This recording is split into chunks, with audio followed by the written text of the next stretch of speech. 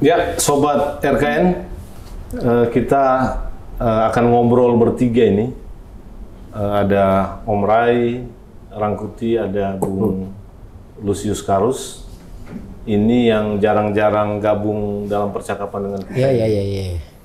Jadi kita mau ngomong apa nih? Ada banyak isu, tapi mungkin baik kalau kita bicara agak sedikit. Aduh, ini sudah jangan tua. Ya, jangan sakit kalau dalam situasi negara yang sedang membutuhkan suara-suara kritisnya Om Rai ini kan. Sudah terlalu banyak keluarkan suara kritis. Iya, jadi kita kan kita baru selesai pemilu lalu pilkada. Ada wacana-wacana terkait dengan penyelenggara pemilu, KPU, Bawaslu, dan DKPP. Berkaitan dengan mendesain kembali penyelenggara pemilu ini. Ya. Ada usulan dia diadvokatkan lagi karena pemilu kita serentak. Setelah pilkada 2024 agak sulit mendefinisikan apa yang mesti dikerjakan oleh lembaga penyelenggara pemilu ini sudah permanen gitu ya. Jadi dalam 4 tahun ke depan 2005 sampai 2006 2007 ya, mungkin 3 tahun lah. 2025. 2000 ini kan 2025, 2026, 2027. Mungkin 2027-an sudah mulai ada kegiatan kalau pemilu kita 2029. Ya, jadi 3 tahun itu relatif tidak ada pekerjaannya. Nah, tetapi yang paling penting kan begini, kita coba menelaah dan mengkritisi kembali 3 lembaga penyelenggara pemilu berkaitan dengan kinerjanya, efektivitas adanya lembaga-lembaga ini dalam pemilu dan pilkada gitu ya, serta seberapa besar sebetulnya pengaruhnya terhadap baik atau tidak baiknya demokrasi kita lah. Kira-kira percakapan kita itu berkisar hal-hal seperti itu. Nah, mau mulai dari mana nih? Kita mulai dari misalnya pemilu yang lalu atau pilkada berkaitan dengan ada peristiwa-peristiwa apa yang menonjol yang punya kaitan dengan evaluasi atau catatan kita tentang penyelenggara pemilu. Ya, bebas saja, mau mulai dari DKPP boleh, mau mulai dari Bawaslu boleh, mau mulai dari KPU boleh, atau tiga-tiganya dibicarakan sekaligus. Rai dulu. Jadi saya kan sejak Pilpres ya, bahkan sebelum Pilpres sudah saya sampaikan 2023. 2024 dong ya. Ya jadi sejak 2023 lah. Ya. Saya di sekitar mungkin setelah Pilpres. Ya mungkin ya akhir 2023 lah. Iya. Bahwa ini adalah pelaksanaan pemilu baik pileg maupun pilpres yang terburuk dalam sejarah, saya bilang kan, khususnya sejarah reformasi. Iya. Nah, itu pertengahan 2023 setelah verifikasi partai politik. Ya. KPU ini sudah seperti petugas partai, saya bilang, petugas Komisi 2. Iya. Itu kita ingat tuh, betul, petugas Komisi 2. Petugas Komisi 2 karena mereka apa kata Komisi 2 itu yang mereka lakukan meskipun itu terbukti melanggar aturan. Yang mengakibatkan salah satunya ketua KPU yang sebelumnya itu diberhentikan karena akumulasi dari berbagai pelanggaran itu. Ya, salah satunya ya tentu karena mereka nggak mentaati soal 30% perempuan kan. Iya. Lalu membuat aturan terkait dengan dibolehkan pendaftaran tanpa merevisi aturan. Pendaftaran di bawah 30 tahun, 40 tahun itu kan. Iya. Nah, tapi ya aturannya nggak dibuat gitu sampai kemudian terjadi dugaan tindakan asusila itu kan. Yang berujung pada pemberhentian. Ya itu kan akumulasi semuanya gitu sehingga lalu diberhentikan. Dan saat yang bersamaan ketika terjadi pilkada bukan makin membaik, malah sebaliknya yang terjadi. Gitu.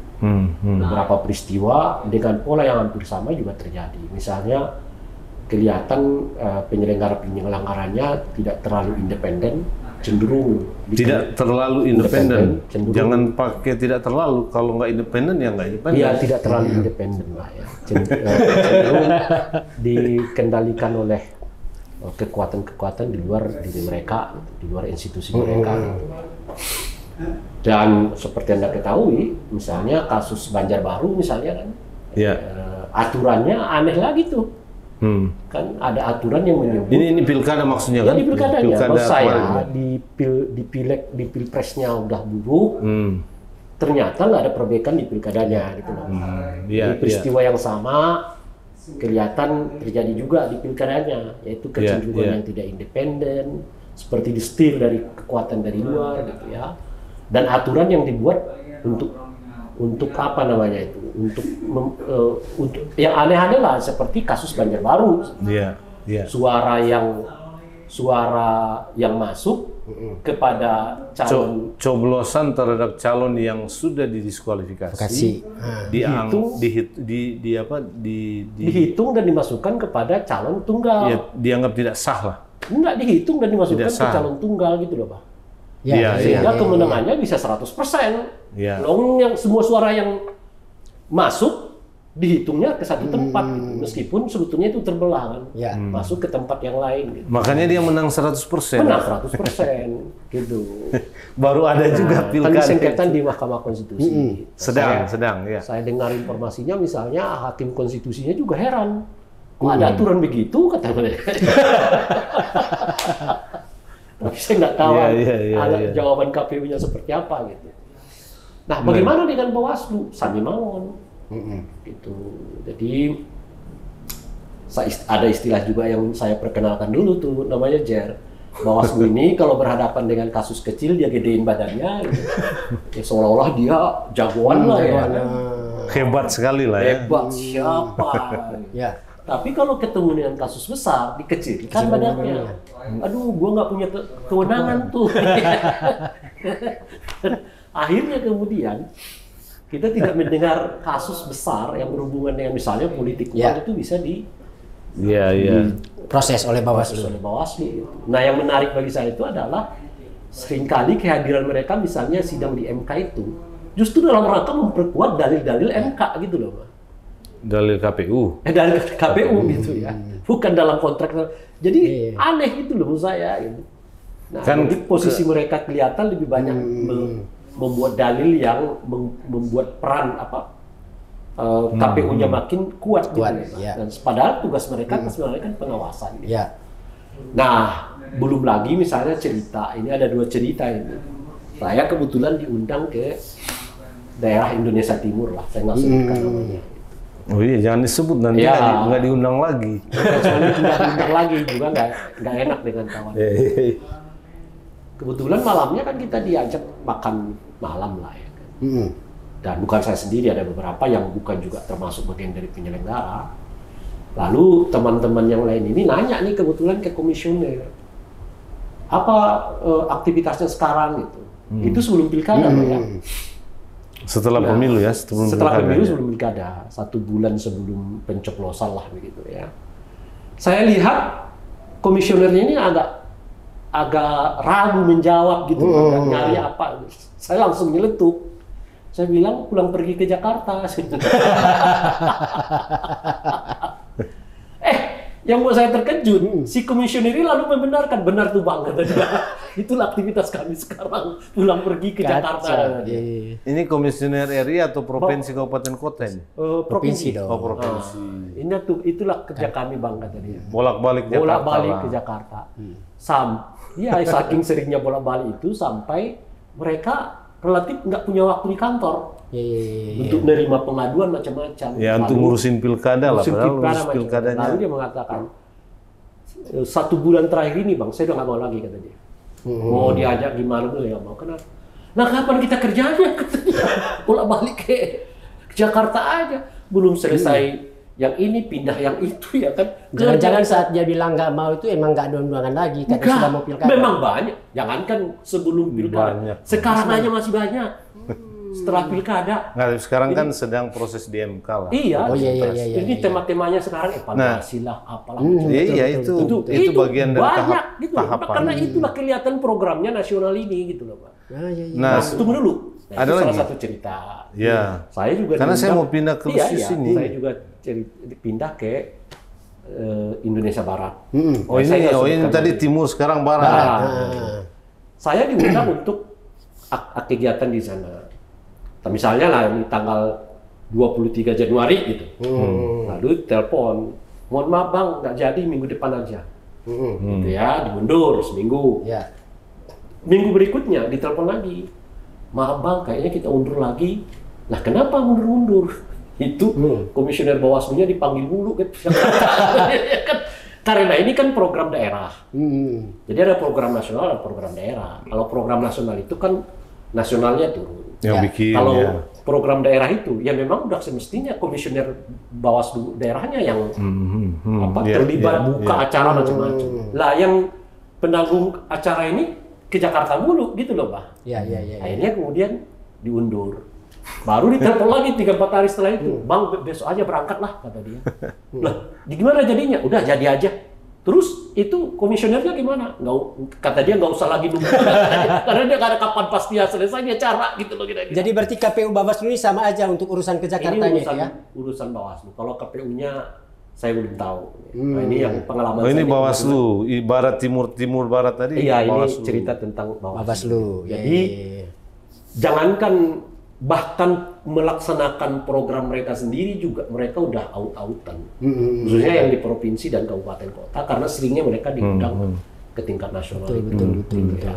Ya itu agak aneh juga, ini kan pilkada tapi kok banyak kegiatan nasional daripada kegiatan daerah. Nah, itu dia. Dan selalu harusnya konsultasi dan sebagainya. Jadi itulah kata ini saya mau cerita itu intinya adalah aktivitas dari Bawaslu itu sepanjang 2 cerita yang saya dengar itu adalah aktivitas konsolnas. Ya. Sehingga justru tugas pokok mereka yang utama melakukan pengawasan, mengkoordinasi pekerjaan bla agak ketertinggalan gitu. Makanya kan kalau kita lihat yang sekarang ini nggak ada kemajuan signifikan dari peran Bawaslu di pilkada maupun di pilpres kita.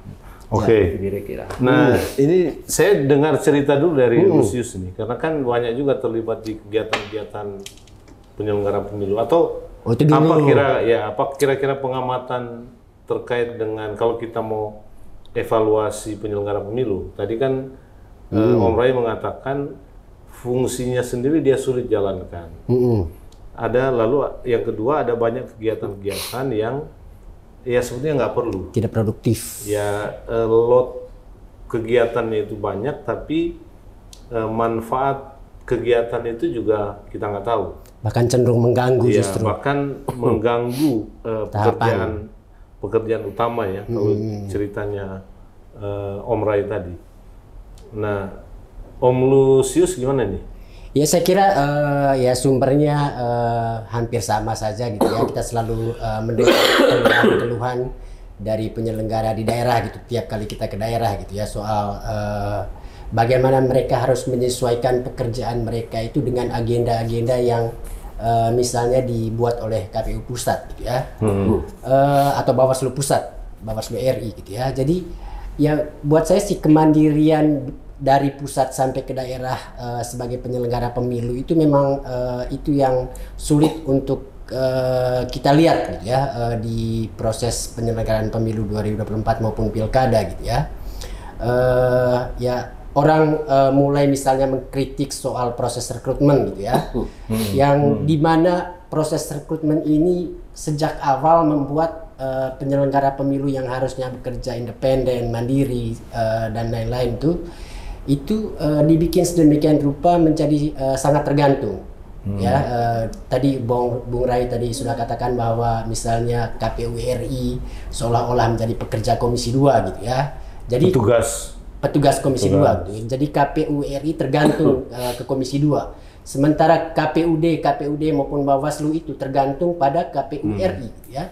Jadi nggak ada lembaga di satuannya masing-masing itu yang merasa dia punya kemandirian yang cukup gitu ya untuk menjalankan atau mengawal penyelenggaraan pemilu maupun pilkada gitu ya.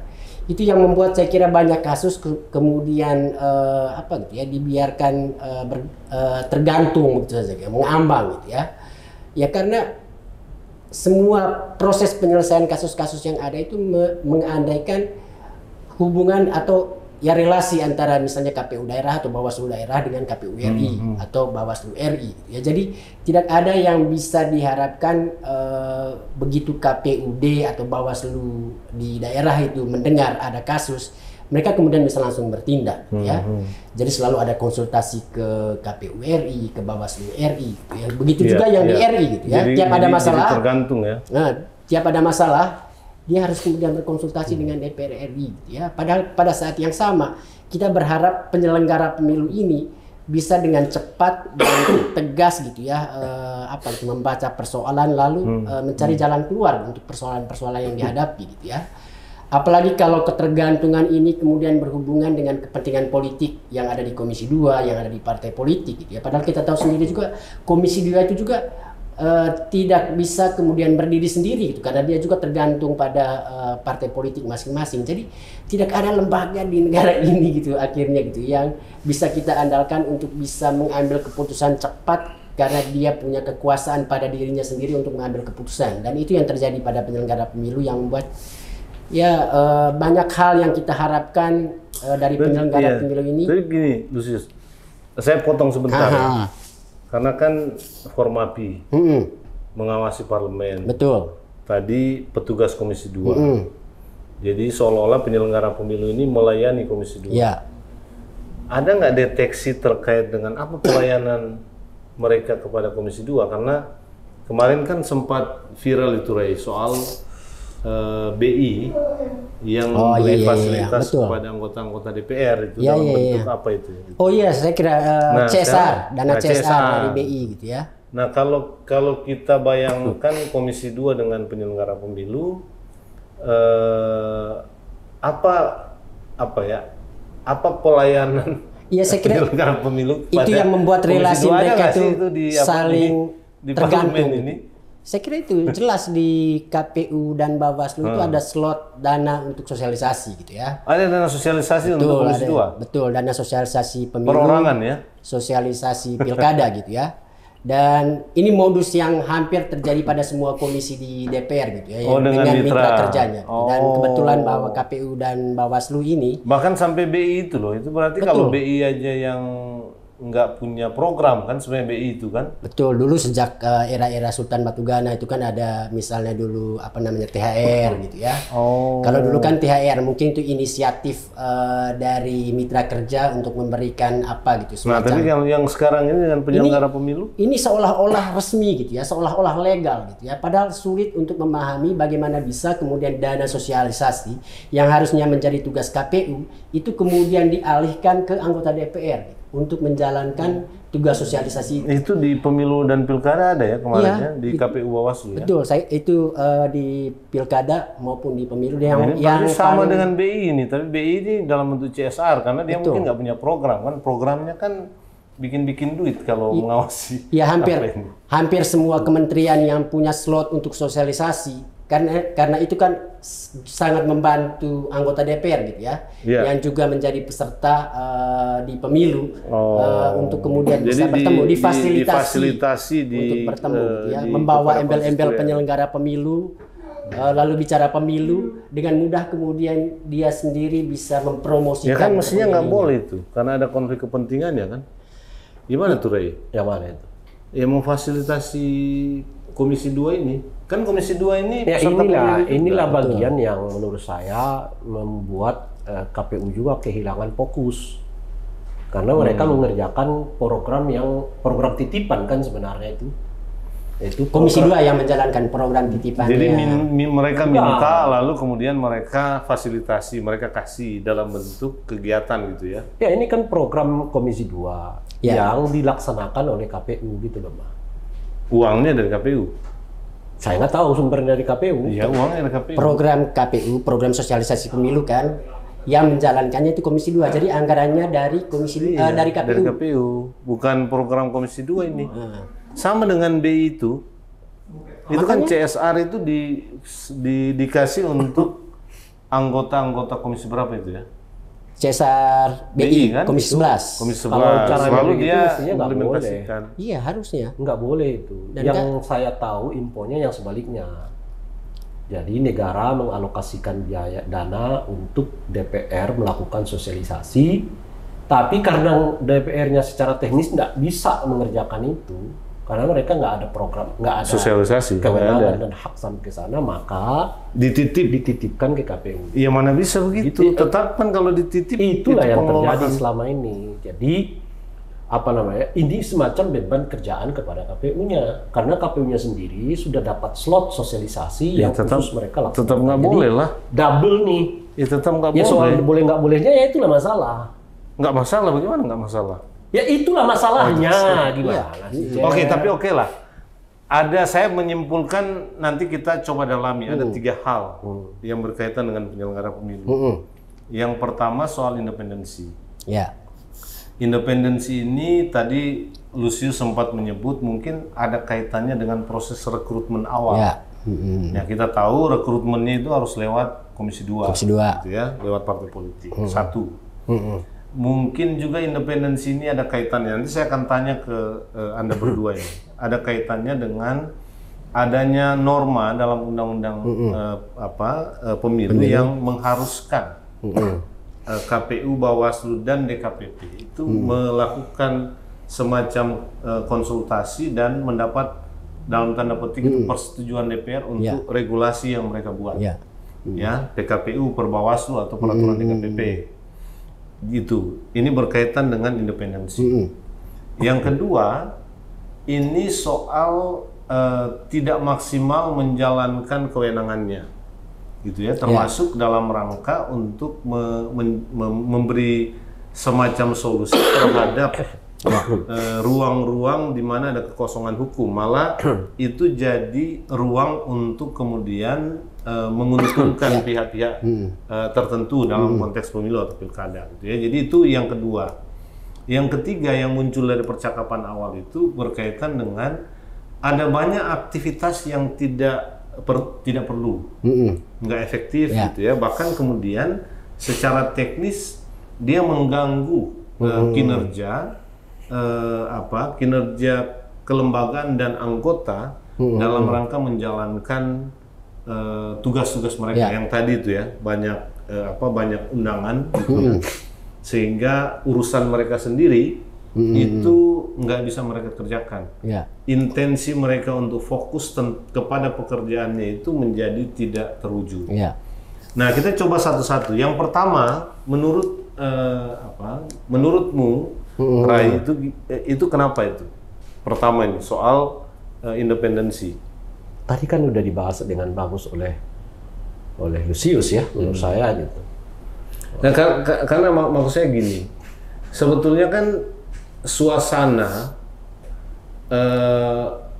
tarikan-tarikan kepada penyelenggara pemilu untuk tidak independen itu bukan baru kali ini dalam pemilu kali ini. Tadi pemilu ini paling buruk lah. Tapi diformulasikan secara resmi itu sejak Undang-Undang 2017 itu. Yang berbeda itu. Karena kewajiban konsultasi itu kan baru muncul di 2017 itu. Iya, gitu ya. Betul. Dan konsultasi ini kata yang dibikin terdengar seolah-olah kata positif gitu ya. Jadi seolah-olah KPU ya harus berkonsultasi dengan DPR. Kan? Padahal ini sarana untuk mengintervensi KPU gitu ya. Dan mengatur ya. Dan mengatur KPU. Itu yang saya kira KPU, Bawaslu dan KPP. jadi pintu masuk seluruh rangkaian kerja KPU itu menjadi tidak bebas sama sekali, tidak independen sama sekali gitu ya.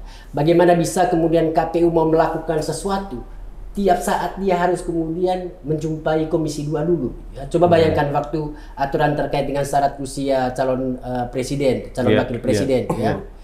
Gara-gara DPR sedang reses, itu kan perlu waktu dan itu menegangkan itu menunggu itu antara KPU mau langsung ngegas mengikuti keputusan MK. Atau dia keluarkan dulu PKPU. Keluarkan PKPU atau menunggu DPR Komisi 2 bersidang dulu. Sehingga mereka harus berkonsultasi. Jadi momen-momen seperti itu hanya ya semakin menegaskan gitu ya betapa KPU ini yang sejak di Undang-Undang Dasar disebut sebagai lembaga yang independen gitu ya. Secara terstruktur, sistematis, masif itu dibikin oleh DPR melalui Undang-Undang Pemilu itu menjadi lembaga pelayan Komisi 2 seperti kata Bang Rai gitu ya. Nah, kalau yang kedua gimana, Ray? Yang kedua ini kan soal ketidakmampuan untuk memaksimalisasi tugas, fungsi, kewenangan dan lain-lain. Itu yang tadi contoh Bawaslu, tapi KPU juga ada contoh dalam bentuk lain yang tadi soal kasus Banjarbaru misalnya, atau kasus-kasus lain dalam konteks pemilu yang ada ruang kosong yang sebetulnya dia punya kewenangan untuk menegakkan semacam nilai dan prinsip pemilu berjalan di sana, tapi pilihannya kemudian menjadi berbeda gitu. Ini kira-kira apa? Kenapa gitu ya? Apakah karena kooptasi tadi gitu ya, atau ada faktor-faktor lain, misalnya faktor materi kah, faktor suap gitu ya, dan atau ada faktor lain, penyanderaan misalnya, karena dulu sempat ramai juga soal apakah KPU disandra ya, sehingga ngikutin apa maunya pemerintah misalnya. Saya kira yang Anda sebutkan tadi itu bisa terjadi semuanya gitu. Contoh-contoh yang Anda sebutkan tadi kan, jadi nggak faktor tunggal, bisa faktornya banyak. Cuman kalau saya melihatnya ini lebih pada aktor-aktornya juga. Penyiarnya, orangnya ya, personnya. Person-personnya. Nah, kapasitasnya kalau kapasitas sih menurut saya enggak ya. Kan mereka ini umumnya adalah orang yang udah lama bergelut di situ. Ya, artinya paham aturan, paham ini. Makanya kan kalau di fit and proper misalnya, pasal mana yang menunjukkan begini? Cepat sekali. Cepat mereka jawab. Ke hafal luar kepala pula kan. Ini bukan persoalan kapasitas. apa namanya itu. Kapasitas gitu. Nah, ini persoalan mentality. Mentalitas untuk mengerti betul, paham betul apa yang disebut dengan kata independen di dalamnya. Bahwa mereka dipilih oleh partai gitu. Ya itu karena memang skenarionya dibuat begitu. Mekanismenya begitu. Harus begitu. Jadi bukan berarti kemudian mereka merasa harus berhutang budi kepada partai politik. Iya, memang begitu. Begitu gitu skenarionya. Gitu. Jadi jangan mereka merasa setelah dipilih oleh partai macam-macam itu merasa berhutang budi pada partai itu. Karena itu balas budi. Dan bisa juga memang boleh jadi sebelum mereka mencalonkan diri sebagai calon penyelenggara pemilu itu, mereka memang udah negosiasi. Itu juga yang membuat mereka tertawan itu tadi kan, karena mereka udah negosiasi terlebih dahulu dengan pihak-pihak aktor-aktor politik itu. Cerita tentang ini dalam proses seleksi yang kemarin sangat jamak kita dengar ya kan. Titipan-titipan. Kenapa saya nanya itu, Ray? Sebetulnya karena kan gini, dulu penyelenggara itu masih masih bisa sedikit-sedikit jaga independensinya lah. Betul. Kadang-kadang melawan Komisi 2 juga. Ya, itu dia. Kenapa yang sekarang tidak itu? Nah, itu dia. Ini soal mentality gitu, soal menyadari bahwa mereka ini independen dan mereka memperlihatkan wajah mereka sebagai independen. Ya, tapi sebetulnya praktek dan apa mereka tidak independen gitu ya. Nah, itu tadi soal independen. Karena udah kata misalnya konsultasi itu, boleh jadi dimaknai mereka adalah tunduk pada kemauan DPR gitu loh, Pak. Betul. Jadi soal mentality bahwa saya ini pejabat negara independen loh gitu, nggak bisa Anda intervensi. Kalaupun saya konsultasi ya saya konsultasi soal apa hasilnya nanti ya terserah pada rapat di kita gitu loh kira-kira itu kan, dan sebagainya. Nah mungkin karena itulah yang membuat optimalisasi kinerja mereka itu jadi melempem. Itu yang saya sebut kalau berkaitan dengan kasus-kasus gede, lalu tiba-tiba mereka mengecilkan diri. Dan mereka kecilkan badan mereka. Kalau berhadapan kasus kecil, mereka gede. Artinya kan kita yakin ya bahwa ada kewenangan yang bisa saja tidak mengarah kepada ketertundukan atau ketidakindependenan terhadap aktor-aktor di luar. Ya kan? Ini jangan lagi tanya menurut saya desainnya. Jangan lagi tanya soal hak dan kewenangannya. Baik, saya udah clear itu semua. Lo mau buat apa lagi sih? Justru itu, karena itu problem kita ini yang terjadi di kita, Pak. Bawaslu misalnya, makin ditambah kewenangannya, makin melempem kerjanya. Dulu tuh alasan mereka. Coba kalau kita diberi kewenangan begini begono, dikasih kewenangan itu. Sekarang mereka berlindung di balik istilah-istilah lagi, misalnya soal politik uang ini. Politik uang tuh menurut saya yang paling parah lah di pemilu dan pilpres kita yang sekarang. Yang kemarin. Yang kemarin. Ya. Apa Terlalu pendapatnya vulgar. Bawaslu? Nggak ada, santai-santai aja sampai Kan nggak ada laporan. itulah makanya sampai di MK, Tidak sampai ada di bukti. MK kelihatan hakim MK-nya pun jengkel gitu loh, Pak. Tidak ada Begini bukti banyak kuat. persoalan kok Bawaslu-nya nggak kelihatan di mana, kan kira-kira gitu tuh. Di Ya, apa betul, betul, namanya? betul. Dan itu nggak pernah jadi masukan evaluasi di internal Bawaslu-nya. Nah, itu oke udah lah. sampai ke taraf Mahkamah Oke, oke. Konstitusi loh kejengkelan itu. Ya. Dan itu pendapat yang udah berulang kali kita sebutkan kepada Mereka. Bawaslu gitu ya. Nah, sekarang gini, yang ketiga nih, kenapa sih banyak sekali kegiatan yang nggak penting? Apakah mereka nggak menyadari bahwa itu Masih ada hubungan soal independensi tadi itu gitu ya. Apakah Ketika motifnya- beban kerja mereka itu lebih banyak ditentukan oleh pihak lain seperti di DPR KPU RI itu ditentukan di Komisi 2, lalu mereka mungkin merasa tidak ada pekerjaan yang sangat serius ya. Tapi ya itu bisa, tapi kan ada yang beralasan ini berkaitan dengan serapan anggaran. Ya itu juga saya kira. Ya tapi kalau serapan anggaran membuat kinerja menjadi terganggu, tidak efektif untuk apa? Kan Segala-galanya. serapan anggaran itu dari desain program yang Anda buat. Ya berarti salah desain ini. Nah itu dia. Jadi jangan bilang penyerapan anggaran. Program yang kayak begini ini nggak perlu ada lagi Ya, sehingga ini kemudian- dibunyi iya, dalam program yang nanti- lain kan gitu. Nanti sehingga nggak ada lagi istilah penyerapan anggaran karena memang sejak dari awal Anda nggak punya program itu. Ya itu memang. Anggaran yang dialokasikan itu lalu ditarik oleh negara dipergunakan untuk makan bergizi gratis, kira-kira gitu loh, Pak. Tapi kan memang ada permen KU yang soal anggaran gitu ya. Jadi tambahan anggaran untuk kementerian dan lembaga di tahun anggaran berikutnya itu ditentukan oleh berapa persen serap anggaran dia di tahun sebelumnya gitu. Betul Itu yang justru itu. kadang Iya, membuat iya. Ya tapi lembaga, betul. kementerian, lembaga Betul Yang mau right kita tadi. sebutkan itu perencanaannya. Yang mau kita sebutkan itu kan akhirnya mereka semacam kejebak di dalam urusan soal menyerap anggaran. Iya, iya. Kenapa? Karena mereka buat program yang begitu banyak yang mereka harus kerjakan. Yang sebetulnya nggak efektif lagi. Sebetulnya yang justru menghilangkan fungsi dan tugas mereka yang paling utama. Iya, iya. Itu Karena loh. Oleh karena itu misalnya katakanlah konsolnas nih, misalnya begitu ya. Ya sudahlah konsolnas itu cukup sekali setahun misalnya. ya atau setiap bagian satu kali, misalnya Iya. DPT satu kali, Kali.